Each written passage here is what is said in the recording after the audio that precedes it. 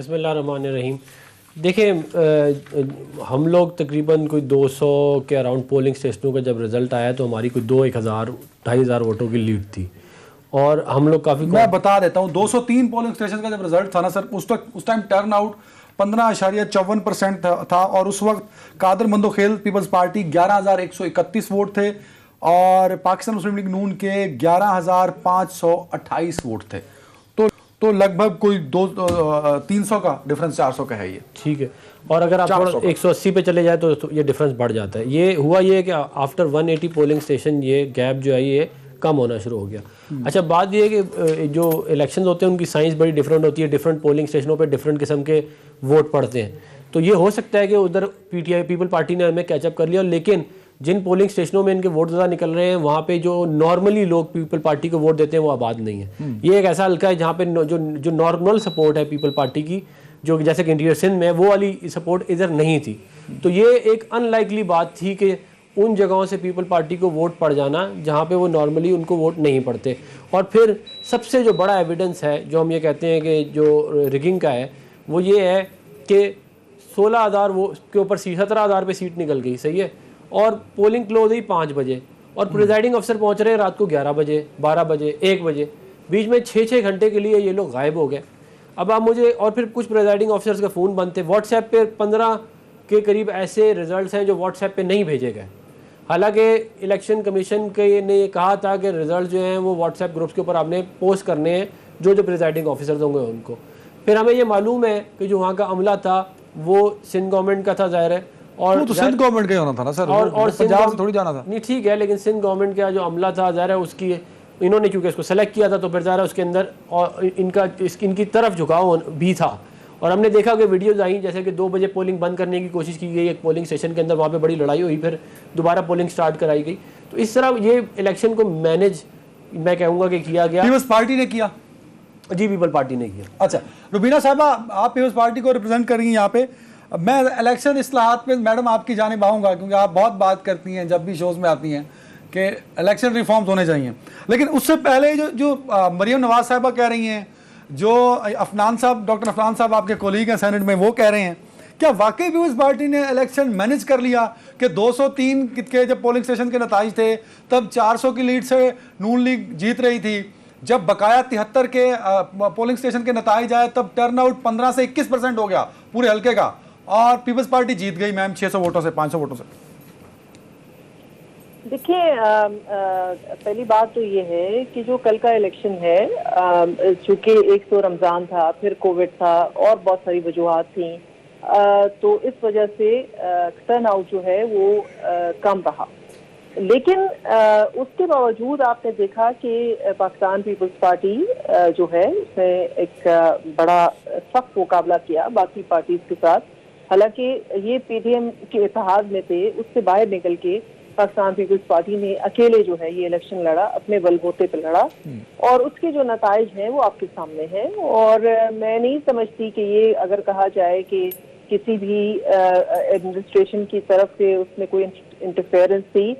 देखिए, असल में ये जो इलेक्शन है ना, ये एक आई ओपनर है हम सबके लिए कि जो 2018 का इलेक्शन था, बजाय हमें इस पर तनकीद करने के, तो हमें ये देखना है कि जो असल जीतने वाले थे पाकिस्तान में बहुत सारी हलकों की मैं बात करूंगी, सिर्फ इस हल्के की मैं बात नहीं करूंगी।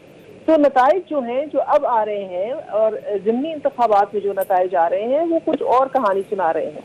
तो ये कहना अभी कि भाई चूंकि पाकिस्तान पीपल्स पार्टी यहाँ पे हुकूमत पे थी तो इसलिए वो नहीं कोई और जीत पाया, अगर इसी तरह से अगर हम देखें तो बहुत सारे और सूबों में भी इलेक्शन हुए जहां पे सिटिंग गवर्नमेंट के होते हुए भी जो है इलेक्शन के रिजल्ट्स जो हैं वो हुकूमत के हक में कता कलामी की माफी चाह रहा हूँ, कता कलामी की माफी चाह रहा हूँ रुबीना मैम।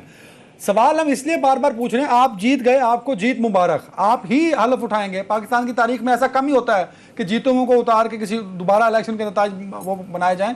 आप ही की सीट है, आप जीत चुके हैं मैम। लेकिन हम सवाल इसलिए पूछ रहे हैं कि जो सर्वेज हुए थे वो बता रहे थे नून लीग और तहरीक इंसाफ, वहाँ की आवाम के साथ जो सहाफ़ियों ने इंटरेक्ट किया वहाँ भी पीपल्स पार्टी का कोई नाम नहीं था। वहाँ उस इलाके के जो मसले थे उस पर भी पीपल्स पार्टी ने कोई काम नहीं किया। तो ऐसा क्या हुआ कि पीपल्स पार्टी का वो बंदा जो छठे नंबर पे था वो 2.5 साल बाद इलेक्शन जीत जाता है? ये पूछ रहे हैं हम। ये तो देखिए, अवाम की जो आवाज है, अवाम की जो पसंद है, उसको तो आप क्वेश्चन नहीं कर सकते ना। सर्वे जो किए जाते हैं, अगर उसी की बुनियाद पे आप समझते हैं कि इलेक्शन के रिजल्ट आने चाहिए, तो फिर इलेक्शन कराने की जरूरत ही नहीं है। फिर जो सर्वे जो जिसने करवा लिया और उसमें वो लीड कर रहा है, उसी को आप दे दें। तो ये जो सर्वेज होते हैं वो एक अंदाजा किया जाता है, वो गलत भी हो सकते हैं। सर्वे के ऊपर बुनियाद पे बना के ये बात कर देना कि जो कि पाकिस्तान पीपल्स पार्टी के हक पे, अब मुझे बताएं कि वो सर्वे किए किसने थे, वो कितने एक जो है ऑथेंटिक थे, वो कितने एक जो है वो रिलायबल थे। जो असल फैसला आया है अवाम, बिल्कुल ठीक है मैम, बिल्कुल ठीक है। एक कमेंट और चाहूंगा आपसे। 203 पोलिंग स्टेशन तक नून लीग 400 से जीत रही है, तब टर्नआउट 15% है। 73 पोलिंग स्टेशन का नतीजा लेट आता है और उनमें टर्नआउट इतना ज्यादा होता है कि वो अब 40% के पास पहुंच जाता है, कि हल्के का टर्नआउट 15% से 21% में पहुंच जाता है। तो और उस 73 में नून लीग पीछे रह जाती है, पीपल्स पार्टी आगे रह जाती है। तो क्या इट इज यूजुअल हो गया, ऐसा होता है हल्कों में? इस पे कोई तहकीक नहीं होनी चाहिए?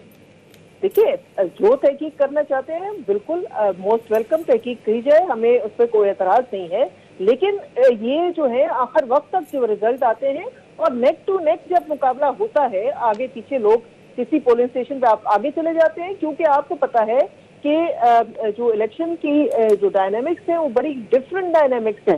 जो हल्का होता है उसमें पॉकेट्स होती हैं, कहीं पे पॉकेट्स किसी पार्टी की होती हैं, कहीं किसी पार्टी की होते हैं। मैं अपने खैबर पख्तूनख्वा की बात करूंगी कि जब हम अपना जो आबाई हल्के से इलेक्शन लड़ते हैं, वहां से कुछ पोलिंग स्टेशन ऐसे हैं जहां से हम हार के भी जब निकलते हैं, वहां हम अपने उस मार्जिन को देखते हैं। अगर हमारा मार्जिन जो है वो कम आ रहा है तो हमें ये तो आप ये कह रही मैम कि जहां वोटर ज्यादा थे पीपल्स पार्टी का, वही डिले हुए मैम, वही मेरी बात कंप्लीट करने दें। मैं आपसे ये कह रही हूँ कि इलेक्शन के जो रिजल्ट्स हैं वो वेरी करते हैं polling station to polling station और union council to union council.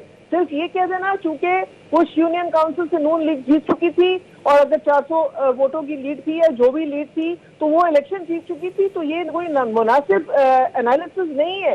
आप ओवरऑल जो रिजल्ट है उसको देखते हैं। बिल्कुल ठीक है, बिल्कुल ठीक है। डॉक्टर साहब, एक तो जो बातें सेंटर साहब ने की उस पर जरा कमेंट कीजिएगा। मैं चाहूंगा बिलावल साहब ने भी मुस्लिम लीग नून के लिए कुछ कहा है, जरा वो सुन लीजिए। क्या कहा जी बिलावल साहब ने, सुनाइए जी, उसके बाद डॉक्टर साहब से कमेंट लेता हूँ। अभी नहीं है? अच्छा, बिलावल साहब कहते हैं कि नून लीग को शिकस्त तस्लीम करने की आदत भी होनी चाहिए। अगर शिकस्त हो गई है तो नून लीग को चाहिए कि वो शिकस्त तस्लीम करें। और साथ में उन्होंने ये भी कहा कि आप तो डस्का टू कह रहे थे, ऐसा कुछ नहीं हुआ।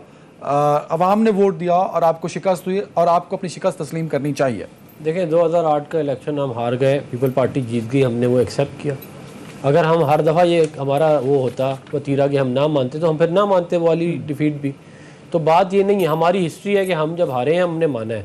हमारी हिस्ट्री ये नहीं है कि जब हम हारे हम कह दें कि रिकुआ है, जब हम जीते तो कहें सब कुछ ठीक है।